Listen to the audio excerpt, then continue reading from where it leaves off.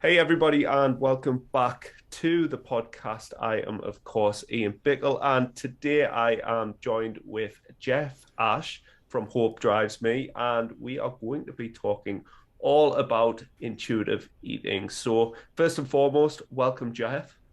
Thank you. Glad to be here. As always, love talking to you.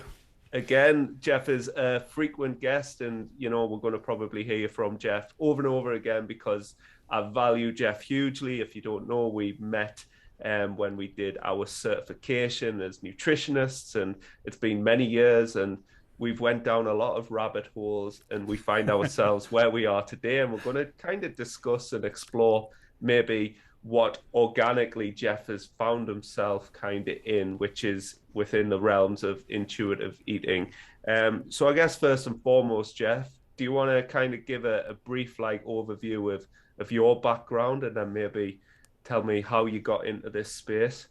Yeah, sure. So, as you said, we met during our certification program, and I'm located, as your listeners may guess, not in the UK. Based on my how I talk, but I'm in Houston, Texas, and so this is the warm part of the year. So I'm excited to get back doing things outdoors and that kind of thing. But yeah, so we met there and really hit it off and learned a lot about nutrition and coaching. And through that process, I really started to develop a passion for working with families, kids, and that kind of thing too, in addition to adults. And in that process of learning more about that, I got exposed to some non diet approaches and kind of weight neutral approaches, which we can talk about a little bit more here in a minute. But that exposed me to intuitive eating, which is one of these non-diet weight neutral approaches, basically approaches that don't focus on intentionally changing the size of your body. And so in the process of learning more about working with kids and teenagers and safe approaches to nutrition with them, I really developed this love for this particular approach in not only working with that population but with adults as well, and that includes men and women. And so, in that process, I've really grown and changed in my thinking on how to work with people, how to coach people, to really get at the root of the issues that they're struggling with in and around food and that kind of thing. And so that's kind of what brought me to intuitive eating and where I am today, which is using that exclusively or in my coaching practice. So Brilliant. And we went into our certification very much focused on nutrition and getting to the kind of the deep physiology. And then we found ourselves into the more so the emotional and behavioral side. And, I always say, listen, nutrition's quite simple. It's people that are complicated. And, working with that kind of more intuition and more mhm. emotional and behavioral side is far more, I feel, interesting and impactful. Yeah. Um, because so we've spoke off air, and you're going to introduce us to the kind of framework of intuitive eating, and I guess a lot of people are going to have a lot of preconceived ideas when they just hear that term intuitive eating, because like to be intuitive is a thing, whereas intuitive eating in itself has a framework. So I guess if you want to differentiate between where the lines are blurred there and maybe explain and tell us about these principles. Yeah, definitely. And that's a really good point to make because I often, the way that I refer to it, and a lot of other people in this space refer to it, is uh, intuitive eating, capital I, capital E, sort of emphasizing that it's a specific framework that I'm referring to when I'm talking about intuitive eating versus just this sort of general eating intuitively or using my intuition when I'm eating. That a lot of people apply what you would think of as eating using my intuition or intuitively when they hear the term intuitive eating. And I think it brings with it this misunderstanding and misconception of what it actually is. So intuitive eating kind of proper, I guess, is a self-care eating framework. And it integrates instinct, emotion, and rational thought. And it was created by these two dietitians, Evelyn Tribole and Elise Resch, back in 1995. So they sort of put together this framework and model as they were writing the original book, Intuitive Eating. And it's described as a weight inclusive approach. And so it's not focused on changing the size and shape of your body as a outcome, but rather on changing how you relate to food and interact with food, and even physical activity, which we'll touch on later too. And one of the cool things is that, you know, it is an evidence-based model, and it does have a validated assessment scale, which is really important when you're looking at some kind of a framework that you're following if you're going to support it with research. So there's something called the intuitive eating scale, and this is something that Tracy Tilka, who's a big researcher in this area, has used and has developed, and it's a way of assessing how participants in a study, whether they're intuitive eaters, kind of in quotes. So how do they score on the scale, so that then you can look at people and score them on this scale and say, okay, this person would be considered an intuitive eater based on these principles, and this person would not be based on these principles. And then what outcomes can we look at in our research? So we can look at things like, how do intuitive eaters fare against non-intuitive eaters on nutritional adequacy, or on BMI, or on general health outcomes, or mortality, or various, Jake Lenardon recently did a meta-analysis with some other researchers looking at the impact of intuitive eating on various aspects of mental health and emotional health, and found some very good positive associations there. So you kind of need this scale to be able to say, well, is it intuitive eating, or is it just, hey, is honoring your hunger one of the principles? Is that really what's driving this difference? So again, when you're talking about intuitive eating proper, that capital I, capital E, the one developed by Evelyn Tribole and Elise Resch, there's over 170 studies that support various aspects of it. And so it is considered an evidence-based framework. Mm-hmm. So that's Yeah. just a general summary of it. And I'm interested, obviously, within these principles and ultimately how you coach people. Like, whilst I coach people, I would say I probably coach them to eat intuitively, but not directly to the framework. And I'm sure there's going to be an awful lot of parallels between how we both work, within the emotional eating, behavioral change side of stuff, and the intuitive eating, capital I, capital E. Yeah. So I'm interested in how you actually, where you meet a client at, and the processes that you go through, and the principles that you use, and how you best meet them given that individual.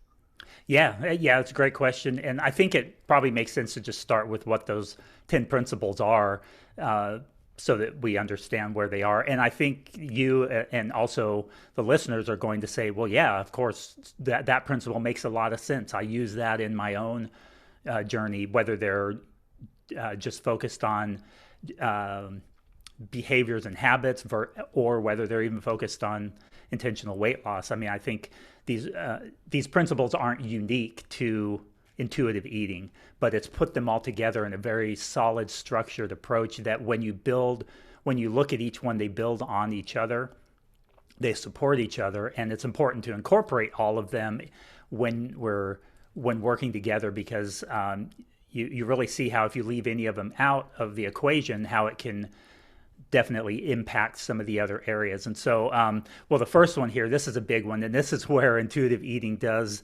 definitely go off in a different direction from typical weight loss advice and coaching, and that is rejecting the diet mentality. So that's the first principle, and that's really where it starts, and that's kind of at the foundation. And so the idea with rejecting the diet mentality is essentially taking weight loss as a primary outcome, intentional weight loss, take that off the table, put it on the back burner, and say, okay, that I'm not going to focus on that as my goal. I'm going to focus on dealing with what's going on inside of me and what's going on under the surface. Weight loss may occur as I deal with what's at the root of my eating issues.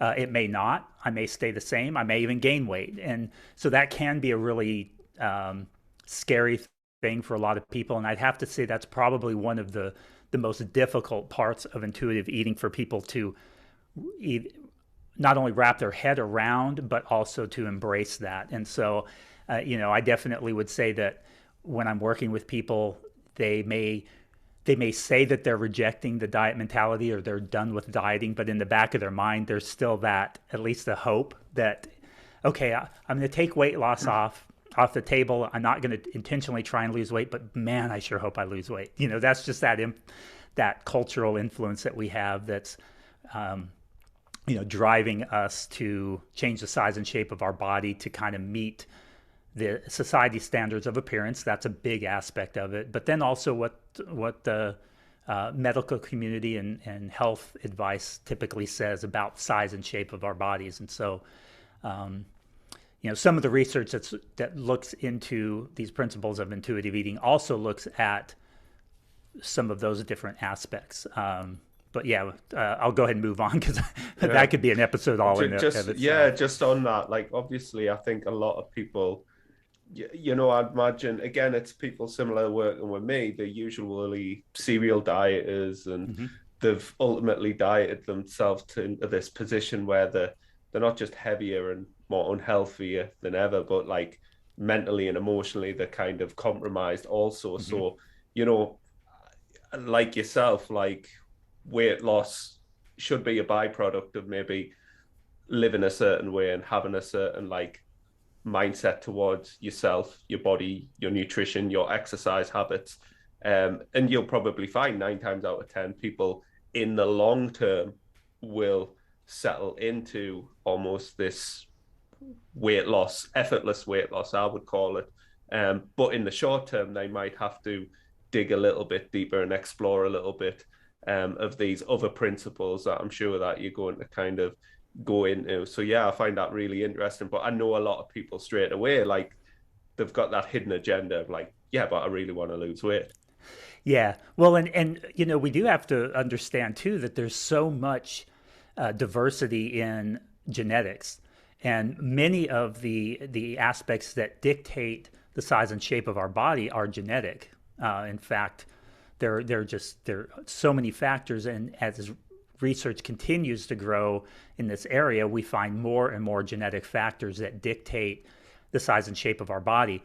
And it doesn't mean that like we're predestined to a certain size or shape, but I think in many ways our genetic blueprint dictates where the size and shape of our body is going to fall based on numerous factors. So different environmental factors, our food environment that we're in. 200 years ago when everybody was doing manual labor, it was very different. The same person who's genetically predisposed to certain characteristics that lead them to a certain size and shape today may not have experienced that had they had a heavy manual labor intensive job. There's going to be differences, but I think what one of the issues that makes this a particularly difficult thing for people to accept and wrap their head around is that there's so much pressure from our culture and our society that says, if you're this certain size and shape, then you're doing something wrong. It's your fault. There's so much weight bias and weight stigma. You look at a larger person, and so many people, their first thought is, okay, if they're larger, they're lazy, they're not eating well, they're not active, and you make these assessments and judgments based on the size and shape of their body, when in fact they could be very active, they could be eating rather healthfully. And I've had clients who were in larger bodies, and when we really dug down and looked at what they were eating and how they were moving and all of this stuff, many of them were more active than I am in a thin body, and they eat and some of them ate far better than I do. From a purely nutritional perspective, lots more vegetables than I do, and that kind of thing. And so you look at that, and then you look at the size and shapes of our bodies, and you really do see that there are so many different genetic factors that play a role. As an example, for myself, when I was at the most unhealthy I've ever been as an adult in my early 30s, working two jobs and very busy, stressful marriage and kids and all of that stuff, I never got above a certain weight. Didn't matter if I ate McDonald's every day, all day. and was inactive, my body just sort of stopped at a certain point. Whereas somebody else who ate like that could easily have gained 50 or 100 pounds over the course of a year. But because, we're just genetically very different. And so that's something that's important to help people understand is, and when you do that, then you can say, okay, well, I can put that on the back burner for now, and then I can focus on, again, these principles that are really going to help get a handle on the things at the root of the issue. So I'd imagine early on, it's just a kind of, a discovery journey between you and client. Yeah. As it is with myself, it's like, who are you? Do you even know who you are? Yeah. You've lived your life, obviously, from childhood where you've had all of these experiences. You've been in contact with all of these mixed messages. And it's kind of like maybe just figuring out, well, who are you? And more importantly, what do you want? What is your goals like based off of your values? But yeah, let's look at these other principles, Jeff, Yeah. and Yeah, definitely. we'll probably explore them more in depth at another time as well, because as you said, they're so nuanced. Yeah, so that first one, the reason I spent a little more time on that is that it really is one of the key principles that grounds why it, well, as we look at the other principles, you can see why rejecting the diet mentality is really, really helpful. So the second principle is honoring your hunger. That makes a lot of sense. I mean, eating based on your hunger. If you're hungry, you eat, and if you're not particularly hungry, then you may not really need to eat. And so it's looking inside yourself and tuning into the cues that your body is designed to give you as a survival mechanism. We need to look at hunger as a good thing. A lot of times people look at it as a bad thing or something to be suppressed or tricked into ignoring, or those kinds of things. These things like, oh, if you're hungry, just drink water. Or you hear the advice, oh, if you're hungry, maybe you're just thirsty. And when you start to really tune into what's going on inside your body and those cues and learn to really connect with them, you realize that hunger and thirst don't feel the same. Now, if they do to you, if hunger and thirst feel the same to you, then you're probably disconnected somewhat from what's really going on inside your body. And that's where, again, going back to that diet mentality, I think that's where a lot of people get off track, is that dieting teaches us to suppress our hunger in an effort to stay in that calorie deficit. Because we know a calorie deficit is basically giving your body less energy than it needs to sustain itself at its current size. And so, hunger then is the body's response to being in a calorie deficit. And so dieting teaches us, well, if you want to stick to that calorie deficit, you got to suppress the hunger. And here's some other ways we can trick it so that you can, distract yourself from it. Drink diet soda, fills up your stomach with the air bubbles, chew gum, brush your teeth, all those little tricks that we often do. The problem is that it's a biological drive to get that energy that it needs, and it can backfire. And this is often one of the key factors that leads to binge eating and binge eating episodes, and in some people, full-on binge eating disorder. Yeah, so obviously when it comes to, I guess, the framework of somebody's dietary intake, are you helping them kind of manage that so you can regulate appetite as best possible, like hunger, energy, cravings with their dietary choices? It's not just a case of eat what you want. And obviously the food environment is the food environment. And somebody could take that principle and run away with it and be like, oh, I'm just listening to my body. And, they find themselves in, Domino's pizzas or like Krispy Kreme or whatever. So from a dietary perspective, are you giving them the advice in regards to how they could eat? Yeah, well, interestingly enough, we'll get to that at principle number 10, and it's at the end for it's actually at the end for a reason. Now, to be clear here, when I'm coaching someone, using intuitive eating, we don't go principle number one, get that solid, Yeah. principle number two, get that solid. We bounce around. And It's it's all, very it's like much, an yeah, ecosystem. it Yeah. really depends on the individual. You know, I had a client recently who came to me and said, I'm done with dieting. I don't ever want to diet again. I don't ever want to count another calorie. And so the rejecting the diet mentality, we just touched on that. And she's like, yeah, that's exactly Hmm. what. Now, she was still hung up. You know, deep down, there was still that I do hope that I lose some weight. But she was already at the point where she's like, I'm so done with this. I've spent 45 years dieting and doing this and that, and I'm sick of it. So again, we bounce around and move to where the individual is struggling most and where we Hmm. figure we can get the most bang for the buck. So hunger is Yeah. actually where we often start with a lot of people because that is really important to reconnect with that. Because, like I said, you know, when you aren't honoring your hunger, it triggers this primal drive to get food, and so you may be able to suppress that hunger throughout the day, or you ignore it. Maybe you're super busy. I think a lot of guys can relate to this, and women too.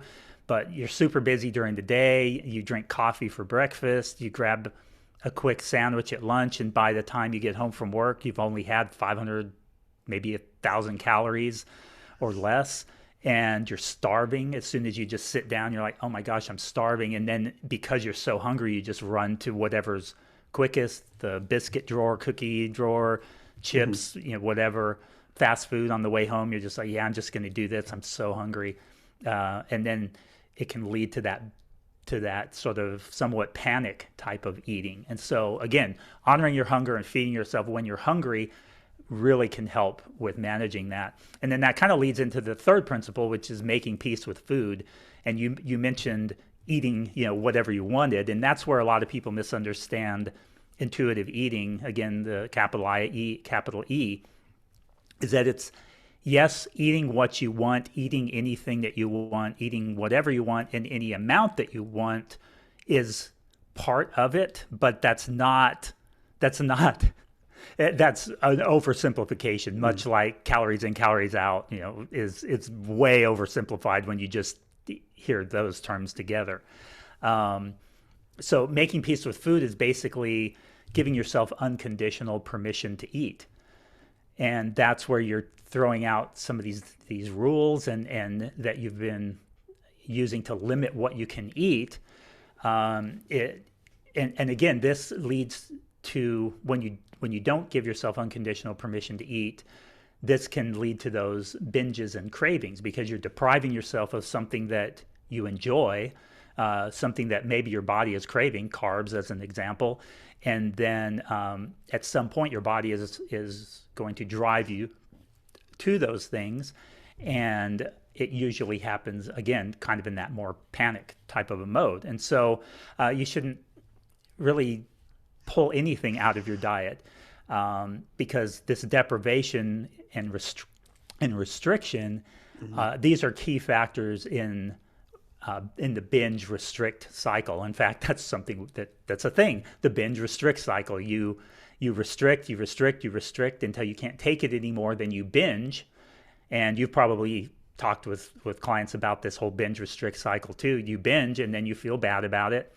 You tell yourself, okay, I'm going to get back on track on Monday. You know, you binged on Friday or Saturday, and then you say, I'm going to get it out of my system Hmm. and just go ahead and eat all the foods. And then you're like, come Monday, I'm not eating this stuff again until cheat day, in quotes, or I'm not going to eat this stuff again for a month, or I'm never going to eat this stuff again. And then you get into that restrict cycle again, and you restrict, and then binge. And again, it just kind of that gets you stuck in this perpetual cycle. And so that's where this third principle, make peace with food, unconditional permission to eat, comes in. Yeah, and I'd imagine like going into, I guess, any kind of, again, like we use the word diet, and we're not using it from a diet perspective. You know, Mm-hmm. diet being the way that you eat, the way that you live, the way of life.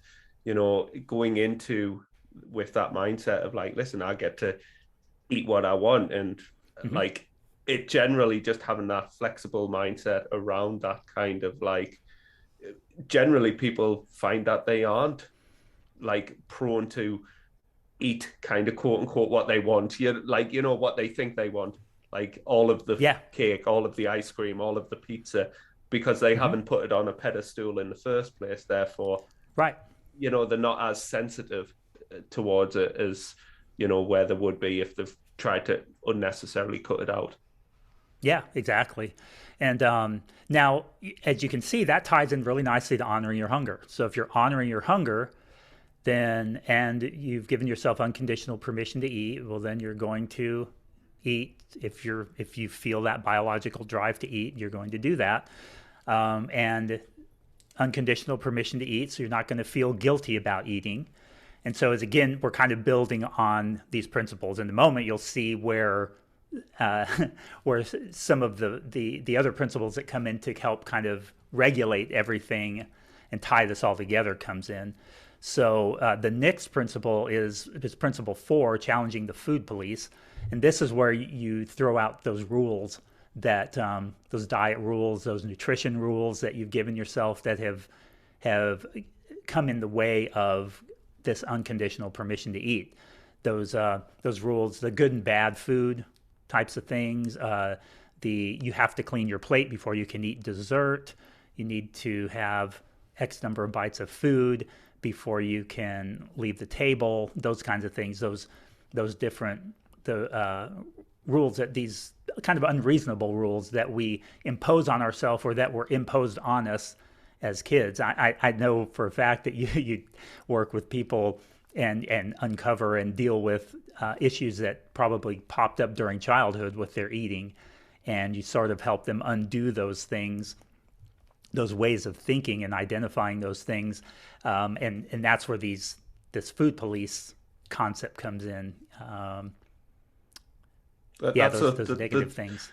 the challenge is, like, obviously when people are undergoing any kind of dietary shift, is like there's so much noise from so many different people, so people Yeah. generally lose confidence in what they're doing for themselves. So having like a coach there to kind of like back them on their decisions and how they articulate their diet, especially if they do have an agenda of weight loss, and this is where Jeff and I may differ. I mean, obviously, I don't know what your opinion is on intentional weight loss, while the intuitive eating framework kind of principle number 1 is to kind of reject the diet mentality. That doesn't mean that intentional weight loss is a bad thing. It's I don't know, what's the your position on that personally? Yeah, and that's really interesting because I definitely used to coach intentional weight loss, and I don't now. I've Mm-hmm. chosen not so much because I think that all intentional weight loss is bad. Nobody should ever do it. You're a horrible person if you try it or if you coach it. I don't think that at all. I just for me, I really like to work on what's at the going on beneath the surface, The and I root think cause, often, yeah. yeah, and I often think of intentional weight loss for a lot of people, and again, I'm not trying to say everyone because everyone's not the same. I mean, as dealing with a symptom rather than addressing the root cause. So if you think in terms of like back pain, so my back hurts. So what do? I go take some ibuprofen or narcotics, in some cases, and now people get hooked on that kind of stuff. So I'm addressing the pain. My back hurts. I don't want my back to hurt anymore. Same thing with weight loss. I don't like the size of my body. I want my body smaller. But what happens when you just treat back pain with pain meds is you aren't addressing the root issue. What's the issue? Well, is it even my back? Well, no, maybe I have piriformis syndrome and I need to stretch and work on strengthening my piriformis, which is a tiny little muscle under the glutes that pushes on your sciatic nerve if it gets inflamed. But gives you an idea there. So you're dealing with the root instead of masking the problem with pain meds. And the same can be said of dieting in many cases. I'm not saying all cases, but in many cases, you look at weight loss and you say, okay, my body's bigger than I want. It's I've always been smaller, but I went through a bunch of stuff and now I'm bigger. I want to get that size off. Well, a diet doesn't address what's going on. So what caused you to suddenly spike above where you've always been as an adult? Well, yeah, went through a divorce last year, and then all the weight came on. Okay, so you went through this divorce. There was all kinds of stress that went on. Your eating habits and behaviors got all out of whack. You started binging because then you were feeling bad yourself because of this divorce that you went through and the issues around that. And so now the issue is not so much the weight that you put on, it's that you've gotten away from eating in a way that's right for you. So rather than going on a diet to get the weight off, let's address what actually is at the root. Let's address the body image issues that you're dealing with because your partner cheated on you, and that's why you got the divorce to begin with. Let's deal with the stress that's going on and find ways of managing that. And when you do that, your body tends to shift back to where it was when you were managing your life well, and when you were managing your mental health well, and when you were engaged in those behaviors and habits that supported a healthy body. And so that's the general concept there with that. And so again, coming back to intentional weight loss, I think that if we focus on intentional weight loss, it's really easy for us to get away from what's actually happening under the surface. We're just like, yeah, just get in a calorie deficit, the weight will come off, but we're not dealing with what caused the problem to begin with. Yeah, I think, I'm very much in the same, like usually, after a good few weeks of working together with clients, they're very much like, you know what, like, and they are losing weight, and it's something that we do measure, but the attentions very quickly shift. Like sometimes for me, the hook is weight loss. Like, I hook them in with that, but throughout the process of working together, they realize that the weight loss isn't actually the important thing. And this is why the feedback I love from clients is like, this is really easy. This is almost effortless. I don't feel restricted. I don't feel like I've got these rules. Like everything's coming from what they want to do, not what they think they have to do. And maybe it's a different way of going around it, but like I've always said, listen, I don't care if you lose weight or not. Like I care whether all of these other factors in your lifestyle are within the balance that you want. I'd rather you being a few pounds heavier and have an amazing social life and all of these sorts of things, rather than you being, the ideal kind of body fat percentage or weight or whatever.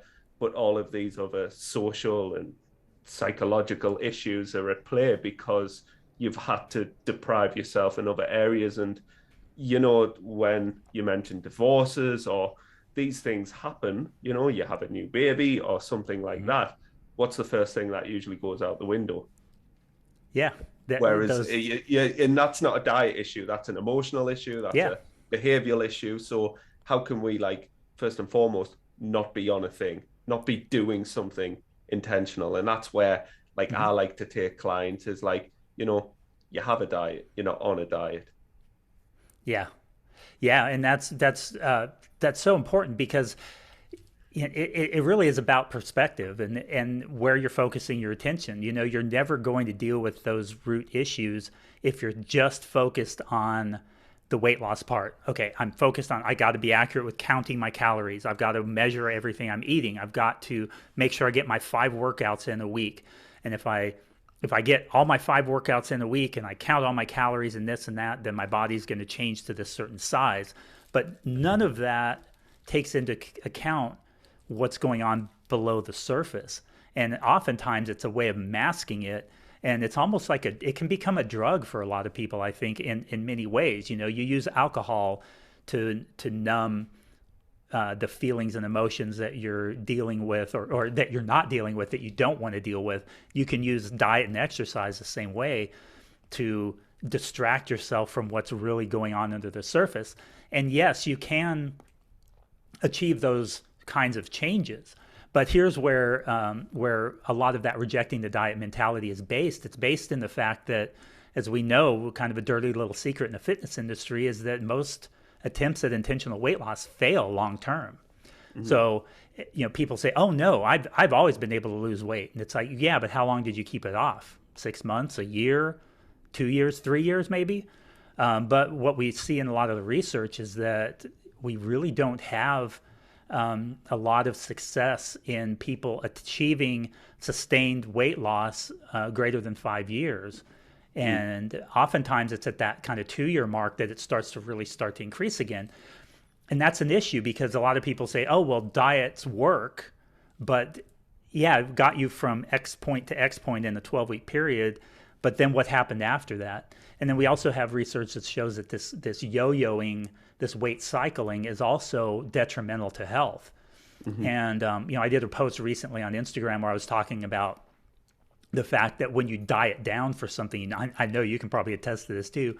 You diet down for something, either an event or even just because you went through a challenge period and you lose all this weight and you look at yourself, you're like, oh wow, I like what I'm seeing, and then you put on a little weight and you're still smaller than you were, but now you put on a little weight and you're like, oh man, I'm getting fat, or I'm letting myself go. And in reality, it's just because you have this sort of false image of what you, for the short period of time of what you think you should look like, and now you don't look like that anymore, and that can really have some negative effects on body image. I'm sure that you experience that when you, to some extent, when you've done like bodybuilding shows. I've seen some of your pictures of when you were absolutely shredded, and how do you feel about that? Would that be safe to say that you've had some of those issues when you start to go back up to kind of your normal walking around weight?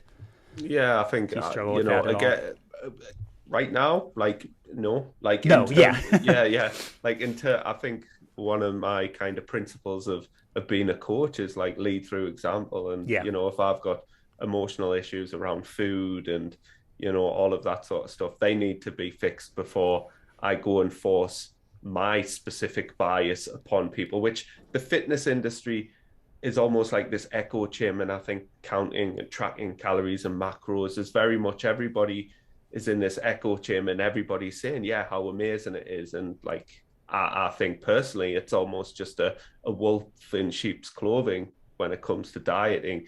Yes, calories matter. We can't get away from thermodynamics and the hmm science of it, but we can't ignore the emotional side and what that does to certain people. And I'm not saying it's a bad thing, and sometimes it's a tool that I might use in the short term, but ultimately it's another diet. hmm Um, so for me, with my intentional weight loss efforts in the past, they've came from a very different place from where they would be now. Like if I wanted to lose weight, that's genuinely like a choice. I would yeah, want to lose weight for a specific reason, none other than it being something that I want to do. I accept that it's going to have little to no impact on the people around me. It's not going to make me better or worse of a hmm person, because I know lean people that are horrible people, and I know people in bigger bodies that are lovely people. And again, there's this perception that I'll be happy when, and if people are constantly having that narrative in the head, when I'm leaner, when I fit into these clothes, when I this, that, and the other.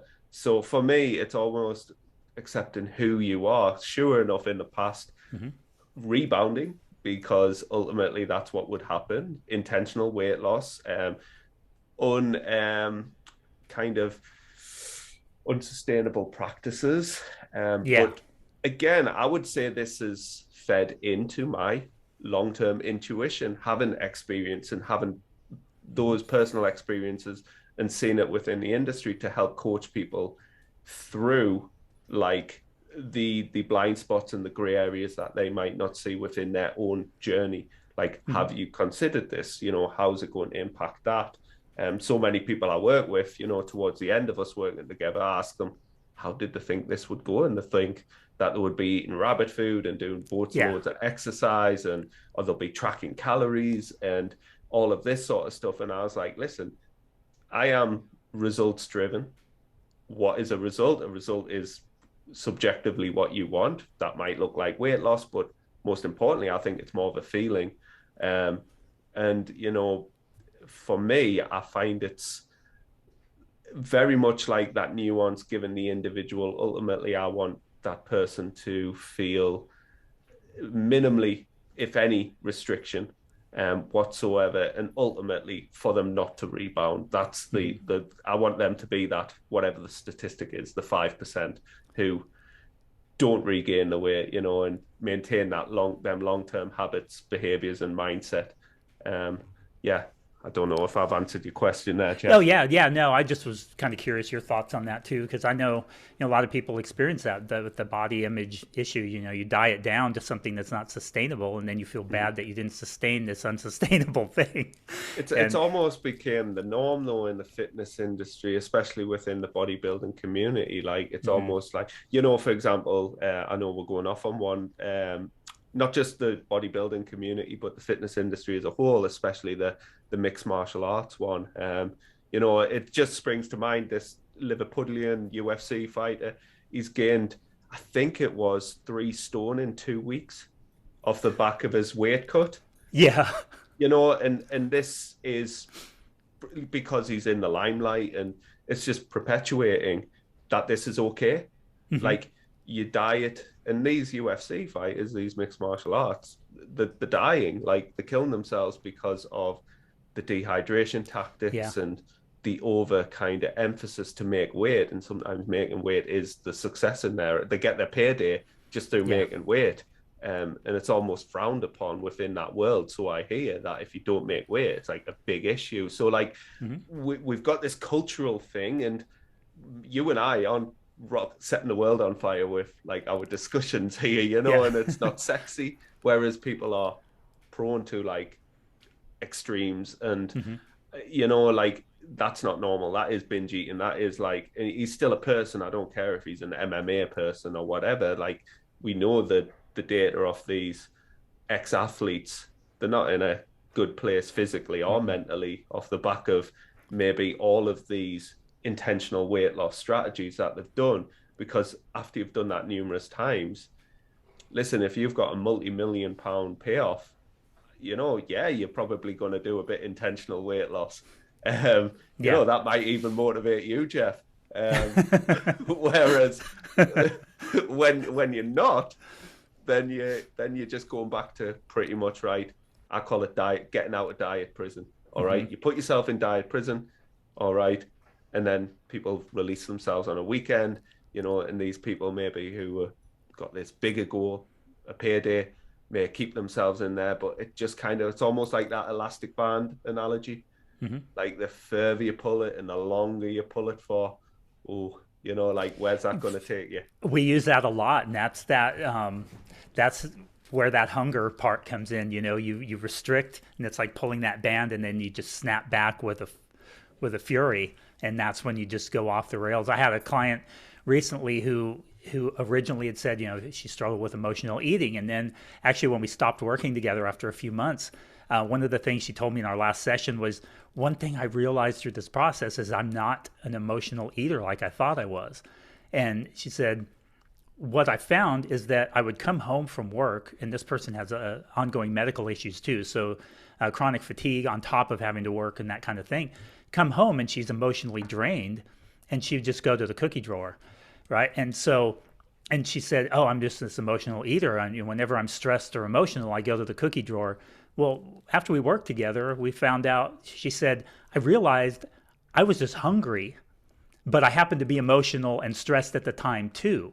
So rather than saying, well, it was a hunger issue because I wasn't honoring my hunger throughout the day, with just making sure I'm fed so that when I get home, I'm hungry, but I'm not like panic hungry and starving and, so hungry I'd eat my own arm off." She realized that the emotion and the stress was present, but that wasn't the actual reason for going to the cookie drawer. So we didn't go at it and say, well, just stay away from the cookie drawer or get the cookies out of the house. We fed better during the day. She gets home and she's like, I'm not really in the mood for cookies. I'm going to go eat something that's going to sustain me, and my hunger's a gentle level now. I can take the time to prepare myself something and that kind of thing. And so again, that kind of comes back to that's kind of that band analogy you said there. And that brings us then, I better move on to these principles, or we're going to have this super long episode.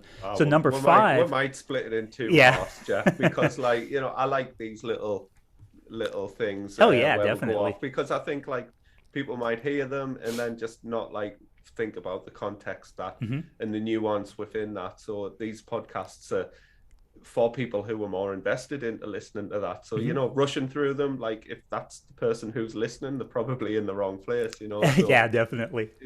so hey, let's take our time, Jeff. Let's Yeah. let them enjoy it. Sounds good. Well, I do want to cover. There's two more principles for sure that I want to touch on because we definitely hit the honoring your hunger part, Mm-hmm. unconditional permission to eat. Those fall in line with regulating our food intake. It's, I mean, regardless of whether you think that a larger body is unhealthy in and of itself or not, whether you think that if somebody is a certain size that they should intentionally try and make their body smaller for health reasons.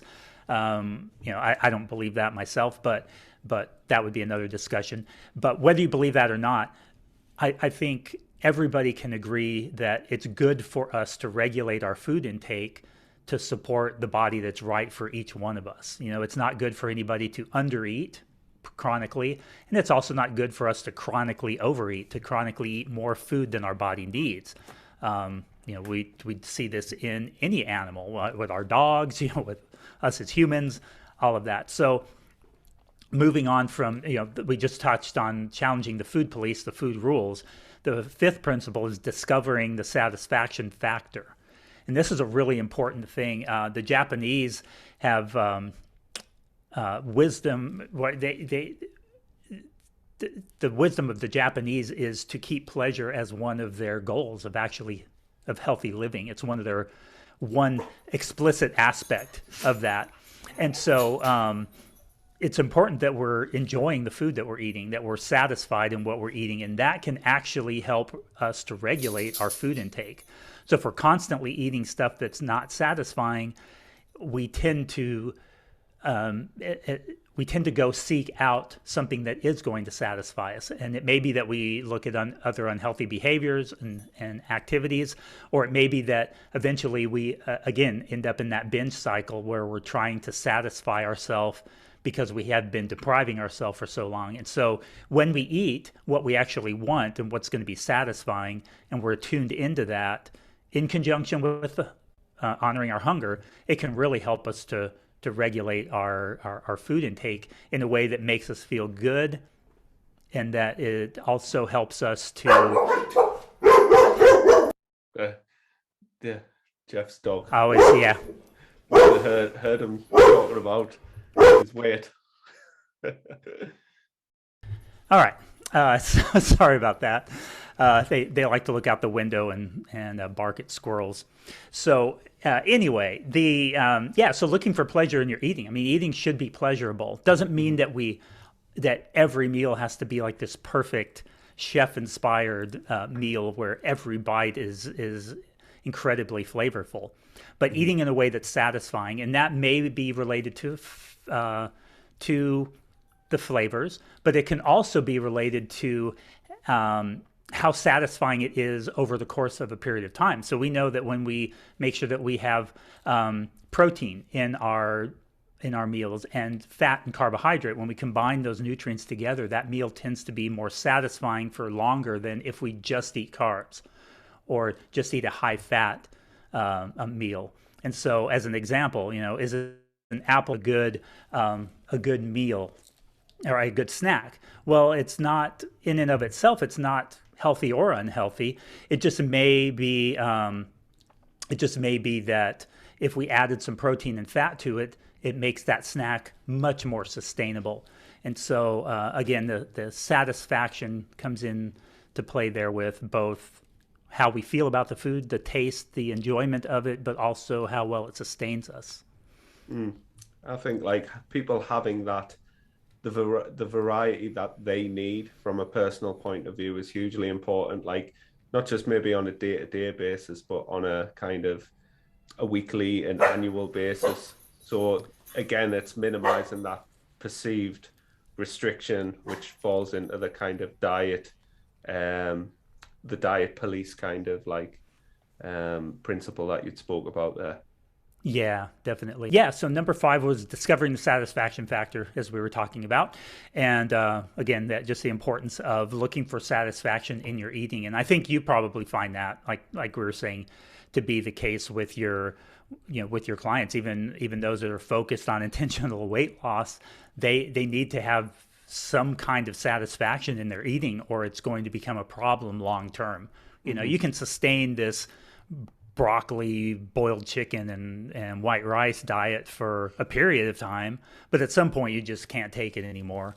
And so you've got to have something that's more satisfying, Yeah. because we're not just robots.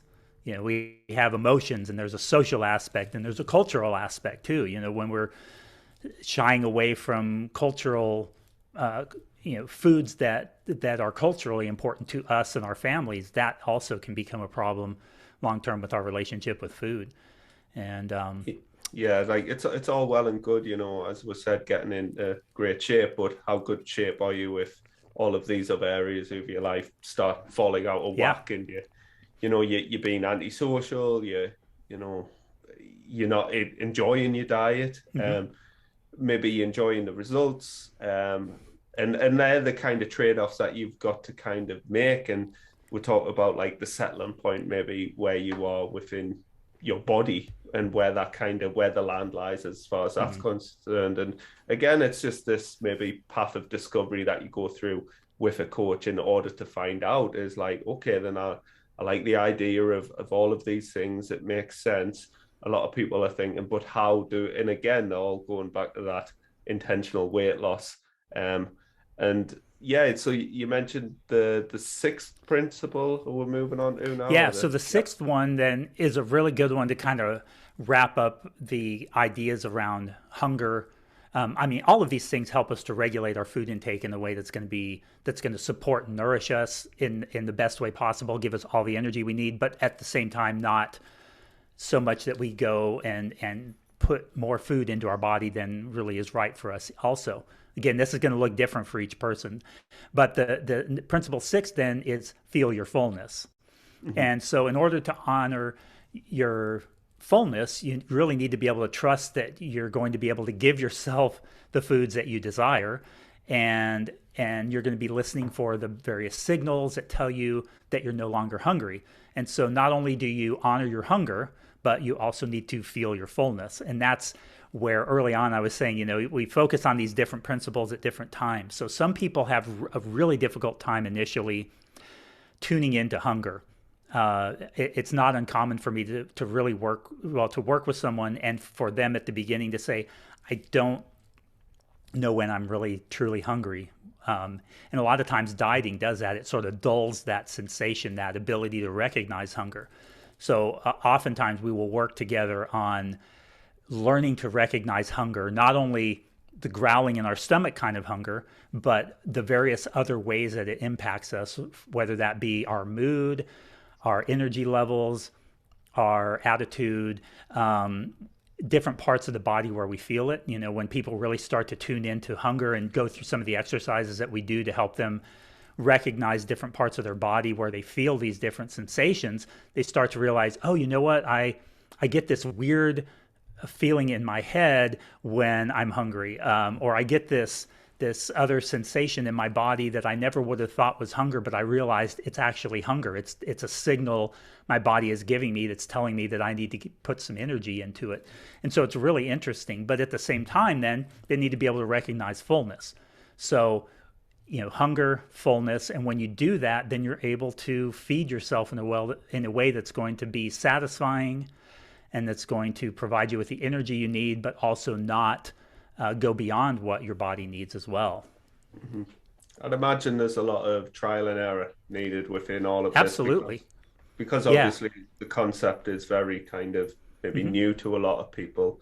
So like experimenting with various meals and the composition of those meals. hmm Maybe a lot of people, like I find, undereat protein in particular. So them getting that feedback, like that they subjectively feel I am Yeah. full, because it's very subjective sort of thing. And again, that's where that intuition Yeah. comes in, is how much protein is appropriate for you, how much of this is appropriate for you, what is appropriate for you. And this is ultimately an answer that they are able to explore and answer themselves, because I think the diet industry has people have lost that trust with their intuition. You know, Yeah. they don't know what's right, don't know what's wrong. And again, there is no right or wrong. There's just context and nuance to the Yeah. individual. What might be right on paper might be wrong in play. You know, so it's kind of Yeah. like getting people to almost learn to trust themselves, which I guess why a lot of people are looking externally at diets because they Hmm. are looking for the blueprint or the magic framework that kind of sets them up given the nature of their lifestyle. But as you said, with the way life throws curveballs at us, you've got to be able to pivot Hmm. accordingly to deal with that situation. And I guess it's more of this big picture overview of everything and all of the contributing factors, which is ultimately going to lead to the overall success. And I guess, you know, it's not a diet. That's the thing. Yeah. That's what you and that's like kind of my whole, I guess, marketing isn't like, listen, I'm not here to give you another diet. I'm not here to keep you strict or restrict you and be that person who Hmm. kind of manages to tie you down, because a lot of people's language around that is like, oh, I just need to be stricter, or and it comes from this place of restriction, which ultimately, as you said, always falls down when it Yeah. becomes too challenging to adhere to. Yeah, and that's so important. The trust aspect is something that is so common. I for most people that come in, I have them fill out this intuitive eating assessment form, and it's a number of questions that help me to identify various areas that we want to focus our attention on working. And it's so common for people to not feel confident in the ability to know when they need to eat and when they're full. So they have lost this trust in their ability to recognize their hunger and to even recognize when they're full. And that's often because of this constant dieting that's been going on. Because the dieting, in many cases, every diet's a little different, but in many cases, the dieting is telling you you don't know how much, you don't have any ability to regulate your food intake. So we're going to give you a calorie target based on these calculations. We're going to give you an app to use to track those calories to make sure you don't eat too much. And then you can just let the app tell you when you're allowed to eat and when you need to stop and that kind of thing. And so in many ways, and whether that's Weight Watchers or, whatever the approach is that you're using, many of these approaches use that external means of keeping you in a certain range. And over time, that can really begin to erode away at your trust in yourself, in your ability to regulate your food intake in a way that's right for you. Kids, they have this amazing ability to eat the amount that's right for them. When they're done, they throw it on the floor, that kind of thing, these different things. And we often train that out of them or force them to go beyond because we say, oh, no, that couldn't possibly be enough food for you to eat. You need to clean your plate before you leave the table. Or, no, you don't need more. You've had enough. You can't possibly need more. That was plenty of food. And we cut them short. And so early on, we start to train them to not trust themselves as far Mm-hmm. as their ability to eat and feed themselves. And so, again, coming back to this principle 6, that feeling your fullness, as we kind of wrap up this particular portion of this, getting away from that fixation on losing weight or changing the size and shape of your body as a goal allows us to focus our attention on these other areas. And so that's why that rejecting the diet mentality is important. When we have that in there, it tends to interfere. So if you think about honoring your hunger and feeling your fullness as two examples, if your goal is intentional weight loss, what's the natural tendency? Okay, am I hungry? Well, I'm kind of hungry. I'm really not that hungry. I could wait. So we're not really honoring our hunger. We're sort of trying to almost talk ourselves out of eating. We're trying to talk ourselves into eating less because that goal is intentional weight loss. If we take intentional weight loss off and we say, what does my body need? Okay, it's telling me it's hungry. We can still pause and check in. Am I really hungry? Is it emotional hunger? Is it, am I just hungry for a little taste, or do I actually need a meal? And then when we identify that, then we can move forward and make a conscious decision on what to do about it, how to feed ourselves. And Mm-hmm. then when we are discovering the satisfaction factor, we can look at that and say, okay, well, is this choice that I've made going to be satisfying? I'm really in the mood for ice cream, but I'm going to have a low-fat yogurt instead. It's like, well, is that really going to satisfy me, or am I going to eat that low-fat yogurt and then still eat the ice cream later, and then feel bad about eating the ice cream later?